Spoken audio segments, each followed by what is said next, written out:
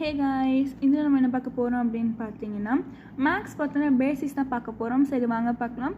இது 9th and 10th both standard படிக்கிறவங்களும் பார்க்கலாம். So 9th இது வந்து செட் லாங்குவேஜ் அப்படின்னு சொல்லிட்டு உங்களுக்கு மேக்ஸில் ஃபர்ஸ்ட் சாப்டரில் வரும். 10th ரிலேஷன் அண்ட் ஃபங்க்ஷன்ஸ் அப்படின்னு சொல்லிட்டு உங்களுக்கு மேக்ஸில் ஃபர்ஸ்ட் சாப்டரில் வரும். ஸோ ஃபர்ஸ்ட் இதுக்கு பேசிக்காக நீங்கள் செட் அப்படின்னா என்ன தெரிஞ்சுக்கணும். இங்கே ஒரு ப்ராக்கெட் போட்டுருக்கணும். Set is a well define collection of objects அப்படின்னு சொல்லிட்டு இது வந்து ரொம்பவே இம்பார்ட்டண்டான விஷயம். இது வந்து உங்களுக்கு 2 மார்க்கில் கேட்பாங்க. டிஃபைன் எ செட் அப்படின்னு சொல்லிட்டு உங்களுக்கு ஃபஸ்ட் மிட்டமில் ஹாஃப் இயர்லியில் எதுலனாலும் கேட்க வாய்ப்பு இருக்குது. ஸோ மறக்காமல் இதை வந்து படித்து வச்சுக்கோங்க. இப்போது செட் அப்படின்னா நம்ம என்ன பார்க்கணும். ஸோ இந்த புக்கில் எக்ஸாம்பிள் பாருங்கள்.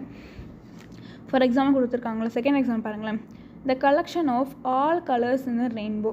ஸோ ரெயின்போவில் மொத்தம் எத்தனை கலர்ஸ் இருக்குது? 7. The collection of all colours in the rainbow. ஓகேங்களா? இங்கே வாங்க. Set a set is usually denoted by capital letter. இங்கே மேலே எழுதிருக்கேன் பார்த்தீங்களா, இந்த மாதிரி ஏ அப்படின்னு போடும். கேபிட்டல் ஏ போடலாம், பி, சி, எக்ஸ், ஒய் எதுனாலும் போடலாம். பட் எல்லாமே கேபிட்டல் லெட்டரில் இருக்கணும்.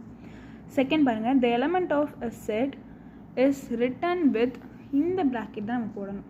ஓகேங்களா? கேர்ள் ப்ராக்கெட்னு சொல்லுவாங்க இதை. இந்த ப்ராக்கெட் தான் நீங்கள் போடணும். அதை விட்டு இந்த ப்ராக்கெட்டோ அல்லது இதுவோ நீங்கள் போடக்கூடாது. செட் அப்படின்னாலே இந்த ப்ராக்கெட் தான் போடணும்.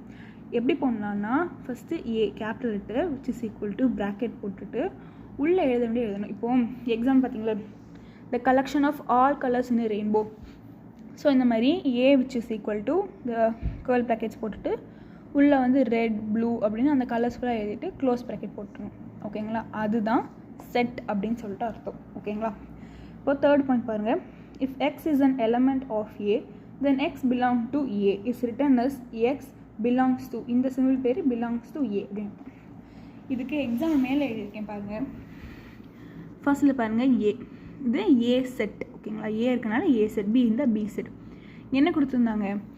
X is an element of a set that belongs to A. Belongs to A. X அப்படிங்கிறது ஏ செட்டுக்குள்ளே இருக்கான். சரிங்களா?